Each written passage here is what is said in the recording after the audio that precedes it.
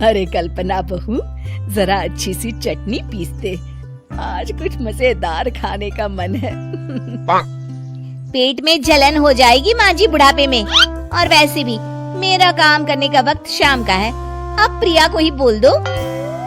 इतना कहकर कल्पना वहाँ से चली जाती है।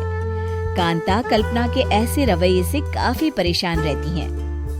मैं बना देती हूँ माँ चटनी। ऐसा बोलकर प्रिया माँ को चटनी बनाकर प्लेट में खाने को देती है कि तभी वहाँ कल्पना आ जाती है। अरे वाह चटनी, जरा चख कर तो देखो, बड़े दिन हो गए। अरे नहीं बहू, तू तो रहने ही दे चटनी खाना, पेट में जलन हो जाएगी।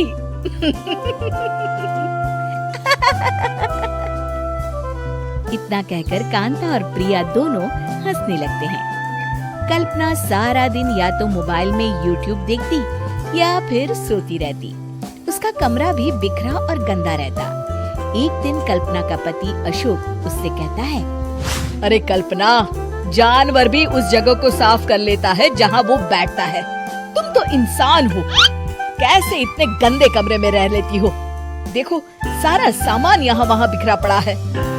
ज्यादा अपनी माँ का बोल ना बोलो। हाँ, कमरा तुम्हारा भी तो है, गंदा लग रहा है तो साफ कर लो। पता नहीं तुम्हारे साथ मैं कैसे जिंदगी बिताऊंगा। इतना कहकर अशोक वहाँ से चला जाता है। कल्पना बस खाना खाने कमरे से बाहर आती और फिर से कमरे में चली जाती। इससे कांता बहन काफी परेशान रहती। एक दिन प्रिया कांता से कहती है, माँ, मैं सारा दिन काम करके थक जाती हूँ, आप कल्पना दीदी से कहिए ना कि सुबह और शाम का काम बांट ले। मैं तो अब सिर्फ एक वक्त का ही काम करूँगी। हाँ। अरे तू वो भी ना करना, एक बहू तो कामचोर थी ही, दूसरी भी आ गई काम ना करने के बहाने लेकर। तभी वहाँ प्रिया का पति रमेश आ जाता है।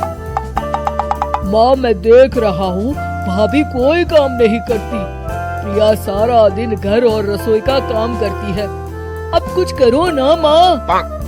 कांता मन में कुछ सोचती है और कल्पना के पास जाती है। कल्पना फोन पर मेकअप करना देख रही होती है।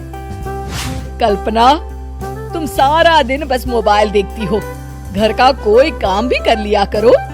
प्रिया सारा दिन काम करके थक जाती है।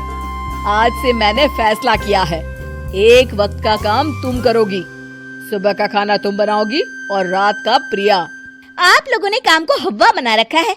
अरे पता नहीं थोड़ा सा ज्यादा काम करने में आप लोग घबरा क्यों जाती हैं?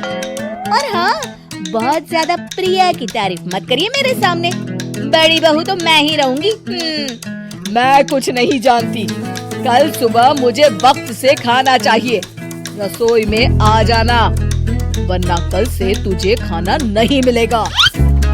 अगली सुबह कल्पना रसोई में नहीं आती है। वो देर से सोकर उठती है और बाहर आकर कहती है, भूख लगी है, आज खाने में क्या है?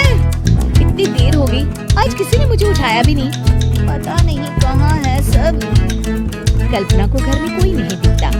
वो रसोई की तरफ जाती है जहाँ बड़ा सा ताला लगा होता है। अरे रसोई में ताला? ओह, मैं तो भूल ही गई थी। माँ ने आज से सुबह का खाना मुझे बनाने को कहा था। हे भगवान, इतने लोगों को खाना बनाना क्या आसान है?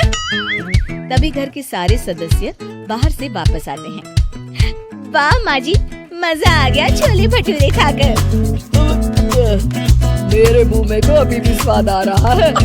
अरे कल्पना, तेरे भरोसे रहते तो हम तो भूखे ही रह जाते। कल्पना को बहुत गुस्सा आ जाता है। अब बहुत हो गया, आज से मैं अपनी रसोई अलग कर रही हूँ, मैं अपना खाना खुद बना लिया करूँगी। कल्पना अपनी रसोई अलग कर लेती है, पर आए दिन उसका देर से उठना और काम न करने की आदत से वो भूखी ही रह जाती थी। उसी के सामने घर के लोग अच्छे अच्छे पकवान खाते और कामचोर कल्पना को जैसे तैसे ही खाना बनाकर खाना पड़ता। पर एक दिन तो